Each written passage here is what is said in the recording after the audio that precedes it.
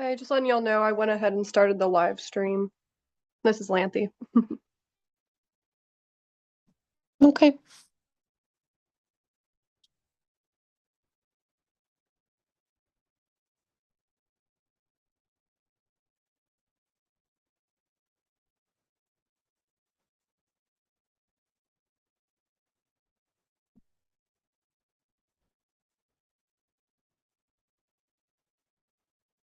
Morning, Marcus. Good morning, everyone. Hey, Linda. Good morning. Well, hopefully we have a quorum. Okay. Feel like people are dropping like flies. Well, who's not going to be here? Floyd,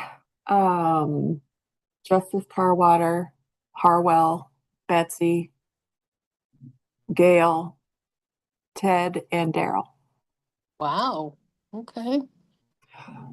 So it was a lot of last minute stuff. So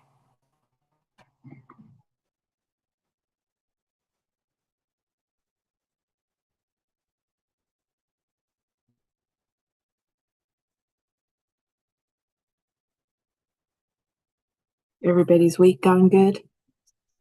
Busy. Yeah, for the most part, yes. I feel like it just keeps getting busier and busier. Did you guys get renewed? Not yet. I have not yet. I'll do it as soon as possible. Just so we don't have to do the reminder emails. Why would I do it before? Do though. Hey, at least there's no late fee this year. It's just one fee for 6 months. Morning, Chuck. You're Good on mute. morning. How's everybody? Good. Good.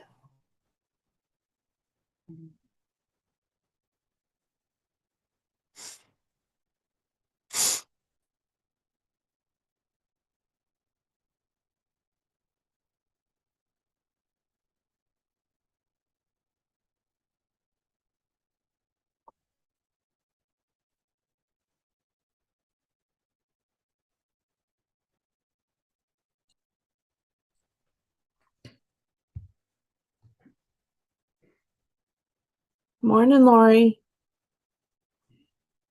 Good morning.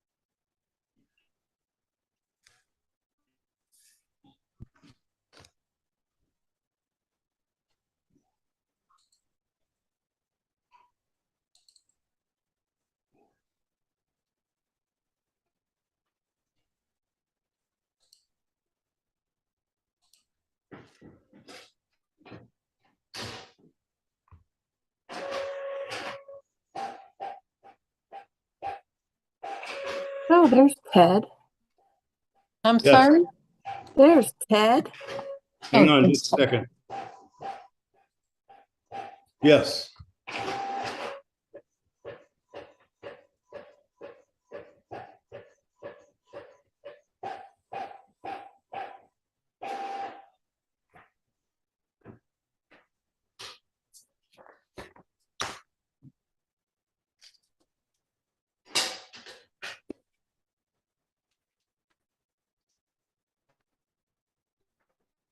Yeah, no, well, I stepped out of that deposition I was in, so Okay. I'll be able to attend, it looks like, for 30 minutes or so. Well, that's great. Thank you.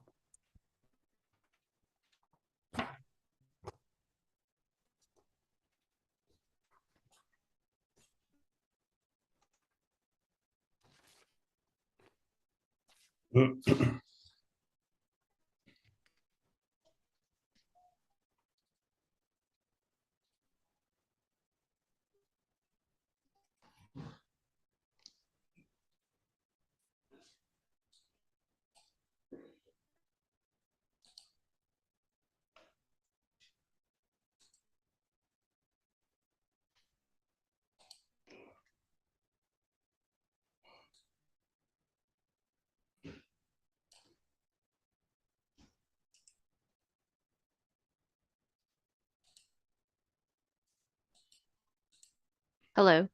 Okay.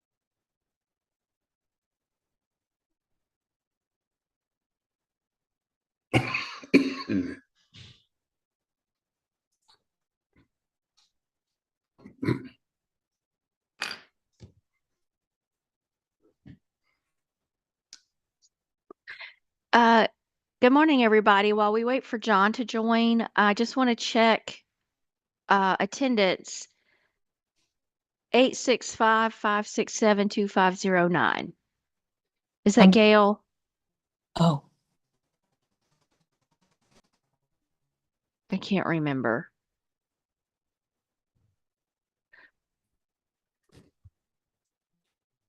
But let's see, 567-2509. If you can let us know your name, we appreciate it. Hey, Ed, thanks for making it. Ted. Yeah, I have broken out of a deposition. I've got a partner in there, so I'm Okay. able to attend. Okay. Hey, Dana, Yes.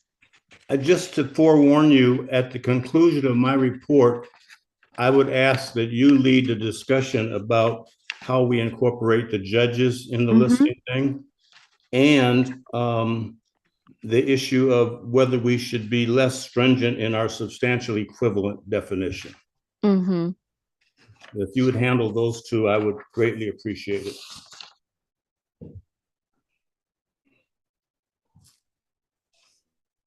Mr. Tarpley.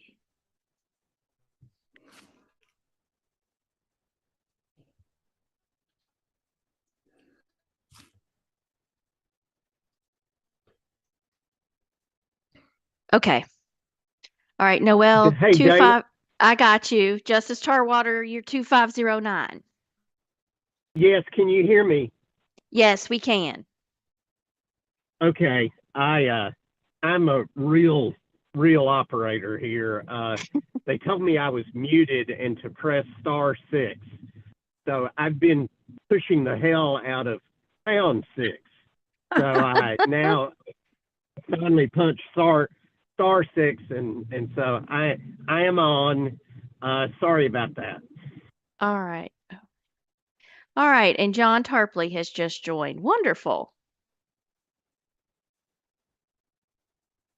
And just to let y'all know again, for whoever wasn't here whenever I said this, we are currently live streaming.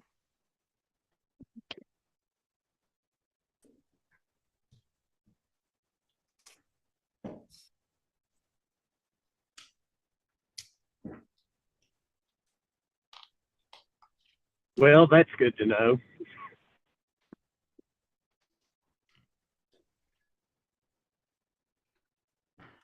We haven't started the official meeting. Good. I'll clean up. Wonderful, wonderful. Mr. Tarpley, I see that you're on, but you are muted. I'm talking to myself about. I had a feeling you were. I Oh, had a well, feeling you were. thank you. Well, let's get started then, Dana. Do All we have right. a quorum? Noel, do we have a quorum? Yes, we do. Yes. Okay, let's get started then. Does somebody need to announce something? Like what?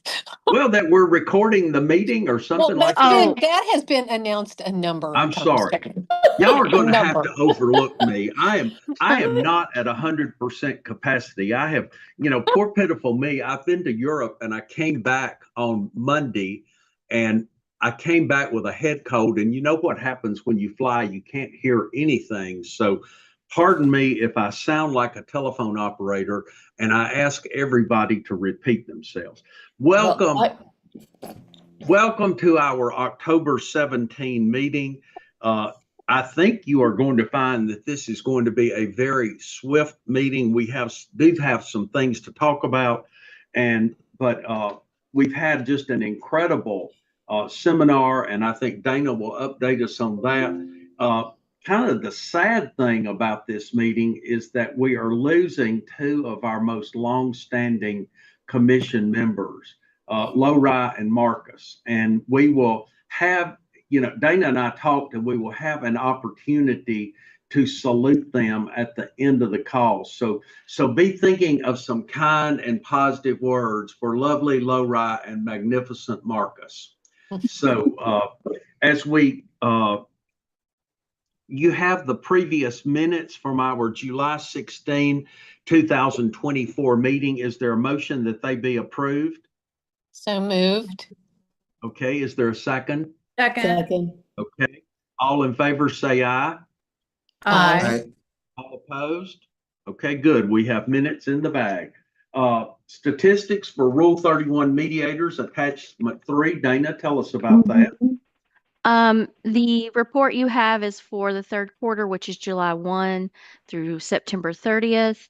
As you can see, it's broken down into issues, what issues were resolved, what issues were not resolved, and then partial issues, for a total of what was reported was 1,441 mediations, Rule 31 mediations.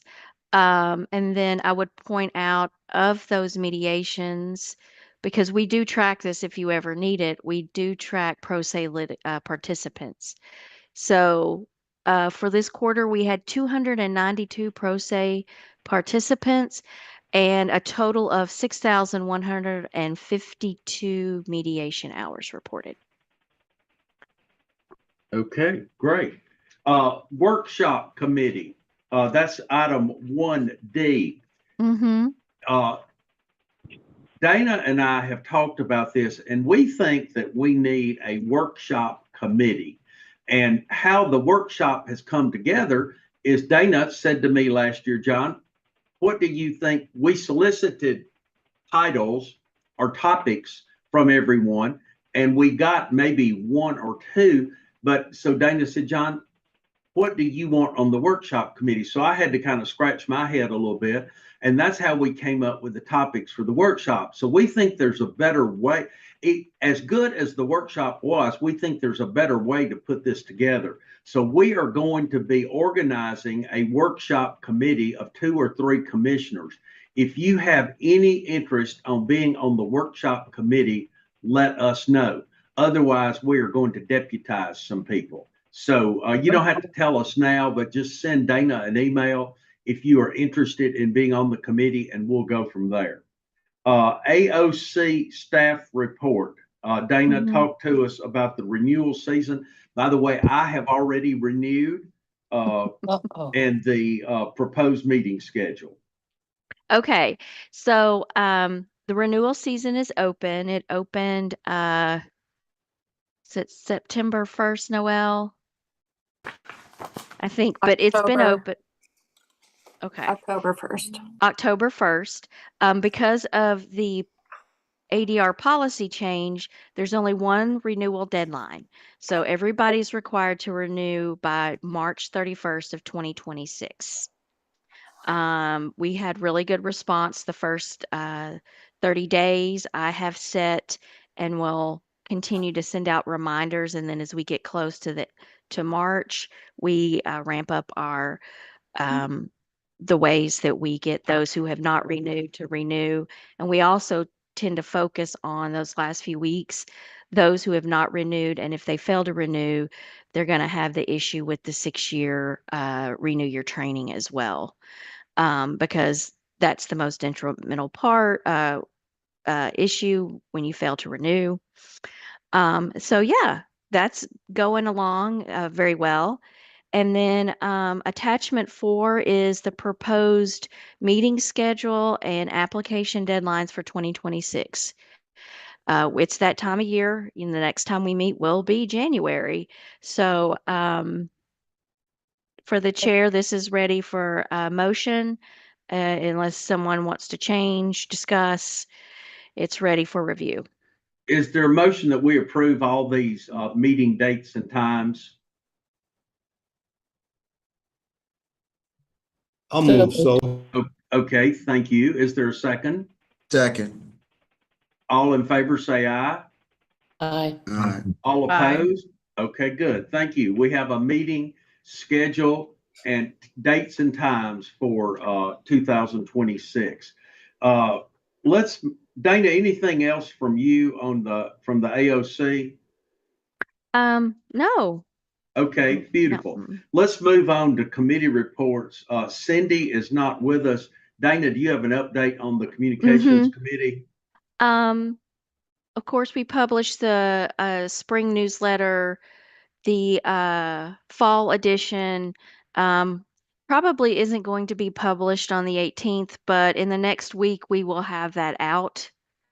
And then as part of communications, like I said, the first reminder to renew was sent September 16th.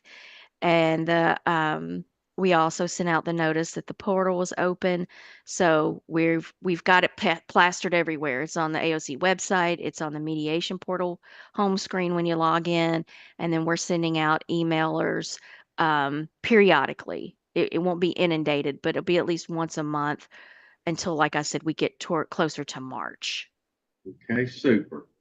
The Pro Bono Mediation and Advisory Joint Committee is Gail Von Ashworth, and Gail is in California receiving a national award, the James Carroll Leadership Award from the ABA TIP section. So shoot Gail an email and give her a high five because it's quite an honor. But as a result, she can't be here for that. Any update on that committee, Dana? Just in reviewing what the committee has done in the past and what they need to do, there's 2 items of business for the next quarter. Review the Community Mediation Center's brochure and update that because there's been some changes since the last time. And then Gail also wants to review the current CMC policy. There was a little bit at the end of there was discussion on whether or not it would be the CMC approval would be reviewed on an annual basis or renewed. So that was kind of left open-ended. And so I thought that should probably be brought back on the table. Okay, great. Thank you. The Rule and Policy Review Committee, they have no new business to report, so we'll move on to the Grievance Committee. Dana, update us on those. At the time I published the agenda, we had one grievance that was under review. In the last couple of days, we received a second one, and it's in the process of, the committee was appointed, and it's in the process of going through facial sufficiency review. But yeah, that's all we have for grievances at this time. Okay. And then there's nothing new from the Ethics Advisory Committee. The Training and Education, Marcus Committee, give us your final report on that. Yes, sir. Good morning, everybody. Good morning. So for the Training and Education Committee, first thing on our report is the review of the 2025 ADRC workshop. I'll yield to Ms. Schmidt to provide that information. So just to let you guys know, for this year, we had 202 registrations, and then we collected approximately $27,000 in registration fees. Oh. Yeah. I would say that we thought from a technical position, the workshop went off very well this year. It was the first time since Noelle and I have done this in 3 years that it was the least amount of issues, emails, phone calls. I can't log in. Where do I get the materials? It was little to none this year. So we really think that going 100% virtual and being able to focus on the quality of what we were presenting and the format help that. Whereas before, when it was split, it was hybrid, we were trying to deal with the audio for live and then getting the audio to the Zoom participants. And then we couldn't give enough time to particularly the Zoom participants in the chat. And they always had good questions and things, but it just seemed like the in-person participants kind of took up the time. And as you know, it's very time sensitive. We move this thing along from session to session. So this year we had someone designated to watch chats. We had some, actually with Chuck's session, they had participation that way. So I think from staff point of view, you guys, we thought it went off well. It was very successful. And then for your review, I have attached the responses. So everybody who submitted a survey for credit, I also included their responses. So you can review those and just kind of get an idea. This is where I usually start with the workshop sessions for the next years. I'll go through and see if, there's a topic that was repeatedly requested, things like that. Then I'll bring it to the committee and just remind them, this is kind of what the audience was asking for. Marcus, I got a lot of individual comments from people, and I didn't hear anything negative from anybody. I thought there would be something, maybe a little bit of chatter because we did not have an in-person workshop for people. I didn't hear anything like that. I mean, everybody thanked me for this. And Dana, from what I observed from being there from beginning to end, it just went off flawlessly from a technological standpoint. Yeah. And as long as you've got, whatever that guy's name is that does this to help us, I mean, I think that we're kind of on a winning course now. Yep. In the last year or two, we brought on a new communications director, and she's really amped up the division. And a part of that is they've invested in some really good high quality communication equipment. And I think that's also what helped as well. And one of the things I thought about and just toss it out there is if we're going to do this virtually from now on, we do have the ability to go from grand region to grand region. And what I mean is if one year we want to do it in Knoxville and then come to Jackson and then back to Nashville, that is something that we could do as well. And then, because I know usually it's always been here in Nashville, so everybody had to travel in. If the commission was open to rotating that, I have talked to Nick, he was our communications guy, and they have the ability to do it and provide the same quality in Jackson and Knoxville. So it's just a thought. Okay, great. Any other questions about the workshop? We don't have any training waiver requests. So any other questions of Marcus or Dana about the workshop? Okay, super. Well, we do have something to report, surprise, surprise, from the Credentials Committee. Lowry Reed, kind of take us through all of that. Okay, roll tide and hotty toddy. I'm Oh, here. wait. Now stop right there. Go Yeah, Vols, sorry. Babylicious. Yeah, So, I'm here. I'm coming live from Tuscaloosa today. We're headed to the game. I'm sorry, I can't hear you. Yeah, I think you're in the fog somewhere. Yeah. Well, Marcus had to wear his Vols tie too. So, all right. So we'll get to work here. We have 30 applications have been recommended by the staff for approval without dispute. And the I believe those are both civil and family law, or excuse me, family mediators. And those are on the tab that you have 166428 through 166421, and then 166427 through 166421. Sorry. Those are the family and civil ones that are recommended for approval. Is there a motion? So moved. Second, is there a second? Second. Thank you. Is there any discussion about any of these applications? All right, all those in favor of approving the 30 applications that did not have any issues, say aye. Aye. Aye. Is anyone opposed? Okay, great, thank you. We only had 2 applications that had some issues, and the first one is 166401, and that was a private center in 2024 where the mediator, the applicant mediator, responded to an opposing party who was represented by counsel. We did not find that to be that person to be unsuitable for mediation, and we recommend that we approve that person. All those in favor of approving 166401, say aye. Aye. Aye. And anyone opposed? Did I already say do the motion and second? Mm-hmm.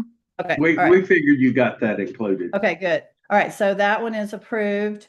166434 was a situation where the applicant for mediation took some fixtures from a house when he left. He felt really bad about it, and he wrote a very good explanation letter, and we felt that he did not meet the requirement of unsuitability for mediation. So we recommend approval of 166434 and I would move that we approve that one. Is there a second? Second. All those in favor of approving 166434, say aye. Aye. Aye. Anyone opposed? Thank you. Okay, Lori, not a big group of people, but fabulous work as always. So thank you very much. Thank you. I'm going to miss y'all. Well, we will We miss definitely miss you. you. We'll talk about you more in a minute. The Med Arb Committee, Jeff Ward, I understand there's no new business to report there. Moving to section I, the rule change committee. Chuck, you've got a report to discuss with us. Thank you. I had to unmute myself. Our subcommittee consisted of Mark Harwell, Gail Ashworth, and Danny Gresham. In May of 2024, an applicant applied but was turned down for Rule 31 listing. He subsequently wrote to Chief Justice Kirby and complained that the ADRC requirements did not recognize his LLM from Pepperdine. He submitted a number of rule change proposals to incorporate degree programs such as the LLM and to differentiate mediators based on their education and training. So there would be a hierarchy of mediators based on that, and to require less rigid curriculum components when looking at what are the equivalent components that we would accept. Bottom line, the subcommittee recommends accepting the suggestion to recognize the LLM and similar dispute resolution / conflict management programs, rejects the proposal to create varying levels of mediator certification, and submit the issue of defining curriculum components to the larger commission body. I suggest we discuss that at the conclusion of this report. Following the suggestions of Commissioner Gail Ashworth, we investigated education and work experience requirements used by other states. We found little uniformity. 3 states require court-approved mediators to be attorneys. 3 states have no specified education requirements. Tennessee mirrors the most common requirement we found, which is a bachelor's or master's degree plus 40 to 46 hours of mediation training and a bit more stringent training for those conducting family mediations. The report provides a link to a website where you can review the requirements of each of the 50 states. Our report also includes the well-researched reasoning of Commissioner Mark Harwell, suggesting that, as written, Rule 31 is flexible enough that no modification is needed beyond adding the LLM in dispute resolution conflict management. Commissioner Darrell Gresham had a similar question as to whether modification is really needed.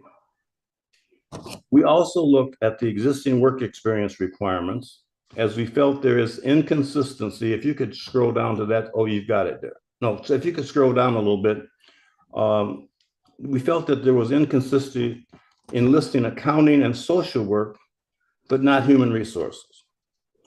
Finally, I'll ask Dana to address clarifications we believe is needed concerning judges, magistrates becoming Rule 31 listed. There seems to be an issue around policy, if I recall, number 6, Dana. Yes.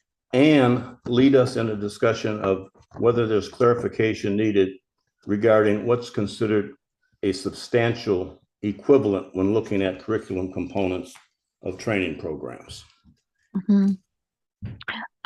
So while discussing the need for a possible rule change, I did point out to the committee that ADR policy 6, I thought was a little too broad. So almost every quarter, we're going to have a retired judge or magistrate of some type apply. That's what they want to do after they retire from the bench. And so I think this policy was written because what had happened in the past was the judge applicant wanted to waive the 46 hour training and use experience from the bench for that.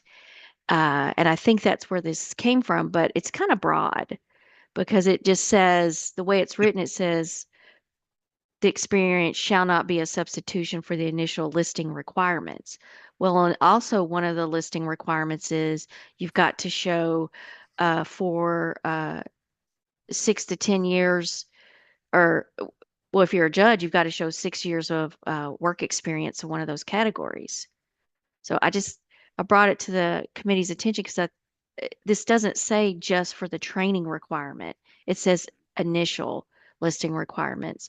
So I suggested that in the next quarter, we take this through to the Rules and Policy Committee to maybe clarify and open it up so to show it's not for all initial listing requirements, but for the training. That's just what I brought to the committee. And so I would like to put that through for review with the rules and policies next quarter. And then in the discussion to close out what Chuck was talking about, the committee thought that policy could address the issues as to interpreting the work experience and the categories. So with that being said, I worked and drafted a proposed policy, and you have that as well. That would need to go through Rule and Policy Committee as well. But I wanted to present that to give you an idea of what we came up with and what's going to be worked on in the next quarter. And then remind me of the last thing, Chuck. The last thing had to do with the substantial equivalency. Yes. And the person who Yes. filed the complaint suggested that we should be more liberal in that area. And I'm not sure that anybody agrees with that. Well, and the thing is that tends to fall on me in the initial. Part of my job under Rule 31 is to, when someone suggests or submits a training waiver under that particular exception, which is if you can show the training you received is substantially equivalent to what Rule 31 requires, then it may be approved by the commission in lieu of taking the Tennessee approved training. So usually that's what I do is I get that together. And that's just what the rule says. That's the plain language of the rule. But how we get to how I get to showing the committee and the commission what is substantially equivalent to evidence, I am picking and pulling from the applicant and the applicant's application. And that's kind of where this went. The applicant just submitted the entire syllabus for the LLM program. And he's like, and he applied for civil, family law, family, and domestic violence. So I'm going through this and I'm like, well, he never tells me why this is substantially equivalent to what Tennessee requires. That's where this got started for background. And so it may be that we, again, don't need to change the rule, but mete out a policy that says when submitting or seeking this particular waiver, it's expected the applicant shall supply, either a memo or some type of explanation that says, here is why I believe I should be granted this waiver. Because I think once I start opening the door and we start doing it for the applicant, you do it for one, you have to do it for many. And the other thing is, it can be done because the very next quarter, another applicant submitted their waiver from Pepperdine LLM and did everything without asking. They said, this is why my training is substantially equivalent to what is required by Tennessee Rule 31. And they did it without asking. So maybe that would assist in what the applicant had pointed out when he sent this to us. I support your recommendation, Dan. Okay. Is there anything else we need on that, Chuck? I don't believe so, sir. Okay. Does anybody have questions of Chuck's and his committee's well-reasoned report? Okay. Dana, let's move on to item J, the ODR committee, our platform update. Okay. Again, we have a fabulous, I call it IT, they're ITSD, but Our IT division is fabulous, and they are building the platform for the AOC. And the other thing they do is they create all these fabulous guides and timelines. And so I'm just sharing. I did not design this, I did not create it. Ashanti Hawkins is our designated she is our designated project manager, and she does all of this lovely artwork for us. And so, as you can see, we are at the point where we are ready to start adding the hospital participants who want to attempt to settle cases or settle debt before they go to court, add them into the official system. Database system that we're using. And once we get all of those participants, which are from Erlanger Hospital and right now from Metro General, um, once they're added, then they're going to start testing and working cases. So we're that far along. And once they're comfortable, it'll be considered. I mean, it'll be live, but they just want to work through some kinks. But AOC staff has already internally tested and got it to this point. And of course, I mean, nothing's usually perfect when you roll it out. So we do anticipate some bugs. But the good thing is it's in-house and um, it's on our time. So we don't have to get in a queue and wait for anybody else. We will get our, the attention needed. So it's moving along. We're still kind of stalled with Memphis. I'm working with the committee, and then on the Memphis side, you've got Linda Seeley, uh, uh, some of you know Steve Shields, and then Neil Stockmeyer, we're in the weeds in Memphis, and we are putting out feelers, and we really would like to get a hospital in that area. So if anybody has any ideas or input, uh, it's just trying to get a buy-in. And one thing we're learning is a lot of profit hospitals have stopped filing lawsuits to collect debt for many reasons. But that's not what this is really about. Is in to not to what this is to help the hospitals collect the monies as well as have a non litigious manner to do that. So it's even if you're not filing lawsuits, we would expect hospitals still want to attempt to make collections on debt. So anyway, that's where we are with ODR. It's happening. Anybody have questions of Dana regarding the ODR update? I know Dana has been on the road. She's appeared before the complete Supreme Court to give an update on this project. I mean, this is really kind of an innovative thing that Tennessee is doing. And so we're really proud of all of their work. Item K, we have kind of blown through our agenda, and item K says we have 5 minutes. We're going to take as long as we want, but for a reasonable time to salute our 2 departing members. I'll just say to kind of kick us off, Marcus and Lori, you all have just been outstanding commission members. You've gone above and beyond on so many ways. I mean, you're pleasant, you're agreeable, you're just kind of can-do people. I mean, there's, everything we ask you to do and more you've done. And so you have really enhanced the mission of the ADRC, and you have really been excellent members. You're not going to leave empty-handed. We're appearing by Zoom, but Dana and I will get you a very nice certificate. Plus, you're going to get a lovely gift from the commission that the commission is working on now, but you'll receive that here in the next couple of weeks so that you'll have a memento of your service on the commission. Folks, I'll just kind of open the door for anybody to respond. So kind of if you've got something you want to say to Marcus and Lori, let them hear it now. This is Dana, and I want to go first. I just want to say both Marcus and Lori have been fabulous as committee chairs.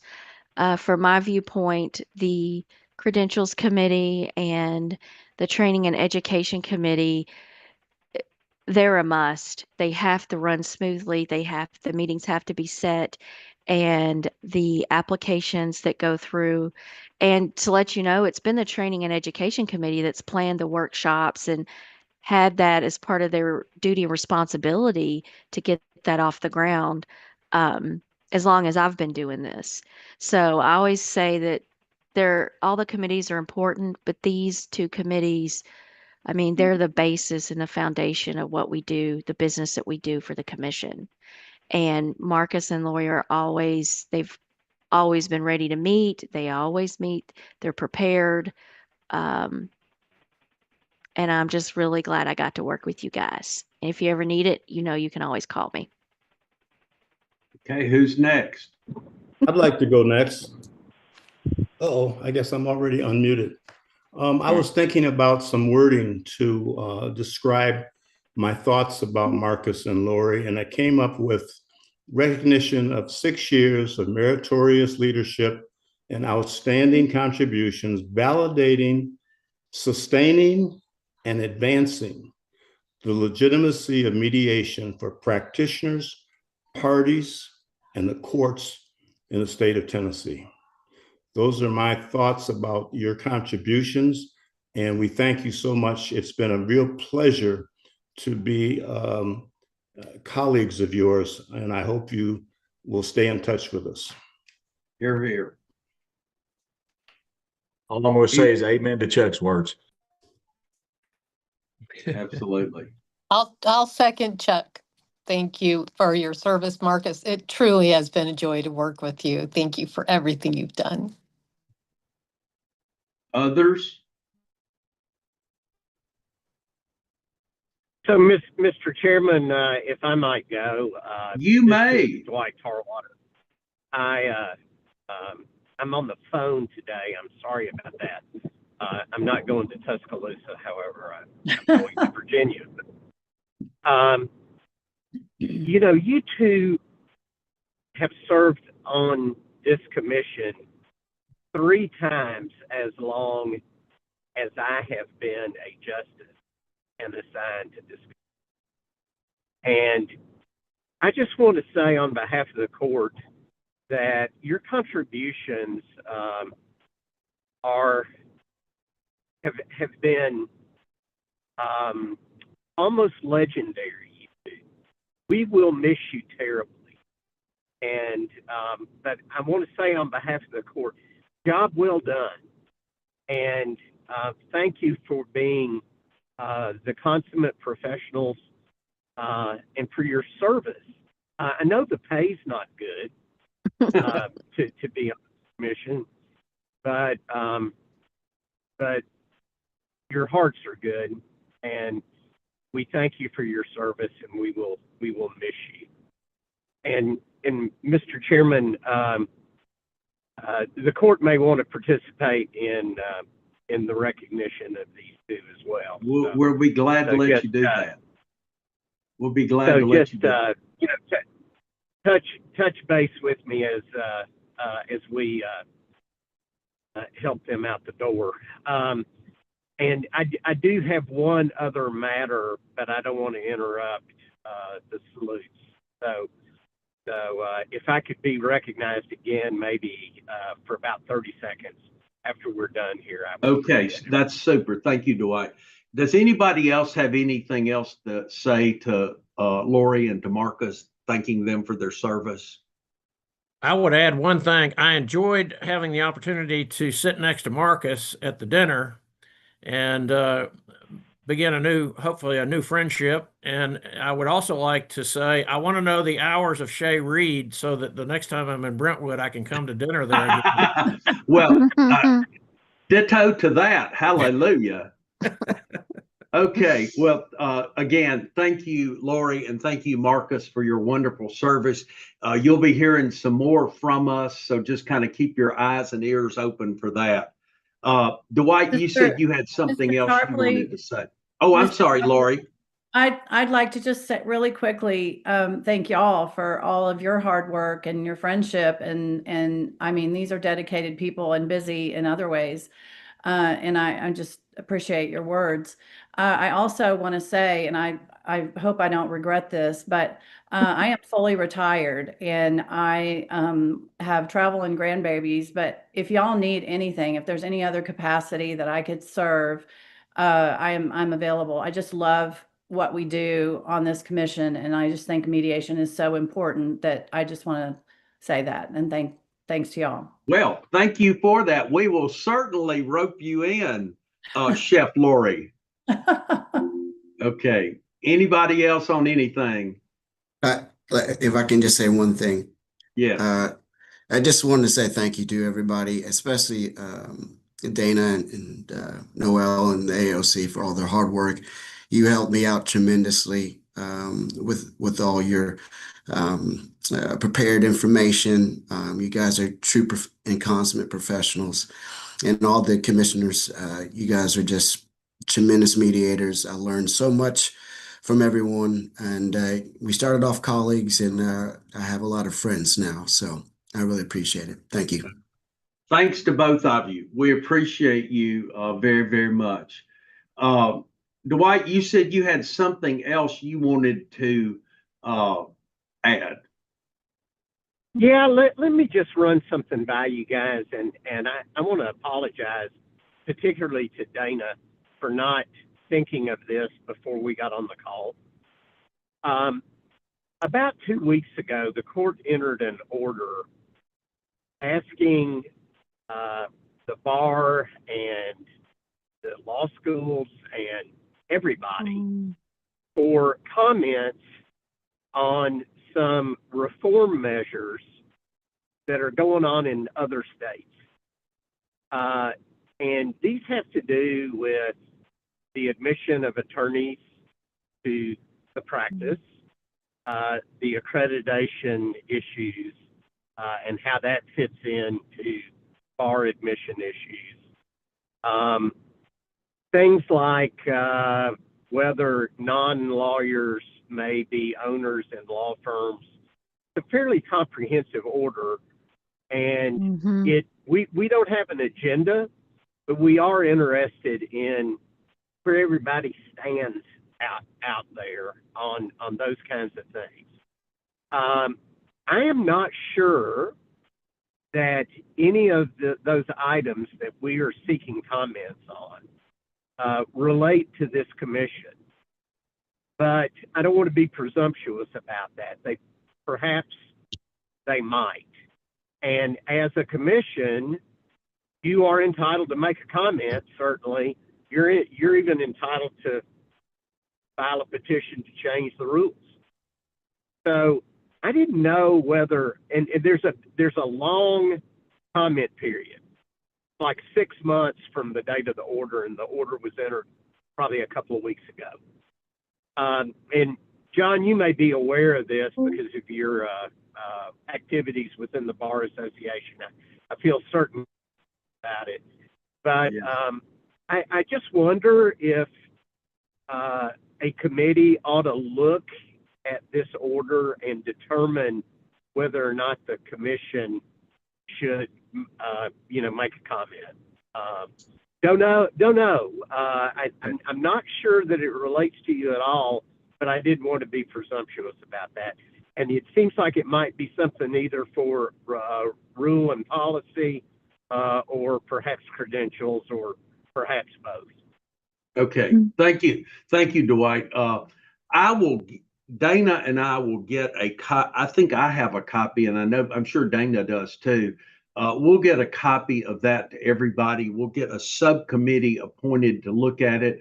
I think your thoughts are very well taken. You're right. It is an all-encompassing kind of order and has a lot of issues to be digested. I know that a lot of the bars are scurrying around looking at that, and there's just a lot of issues there. So thank you for bringing that up to us, and we'll take a look at it. And if there's something that we feel like we need to say, we'll do it. Dwight, Dwight, if I can add one Perfect. comment.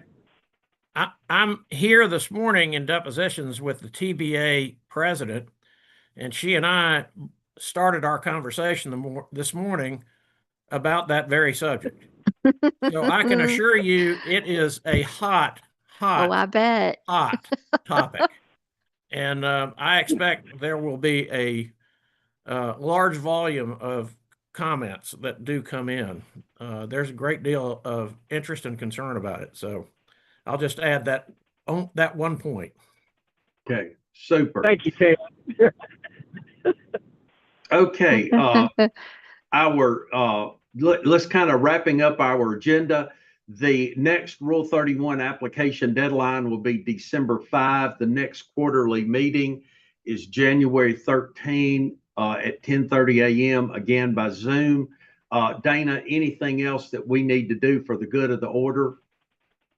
No. Okay, we do have a little bit of housekeeping, but Marcus, if you and Lori would drop off, the rest of the committee's members need to scheme for just a moment. Say thank you all. Bye. Thank y'all. Thank you. Bye. Bye, Lori. Bye. Bye, Marcus. Okay, I see that both of them are gone. So that you know how we're going to honor Marcus and Lori. Again, we're sending them a certificate. Chuck gave us that idea to a certificate recognizing their contributions. And we are also, if you remember when Justice Lee retired from the commission or from the court and her activities with the commission, we gave her this beautiful antique wooden desk box. And each of us wrote her personal notes that we included in that box.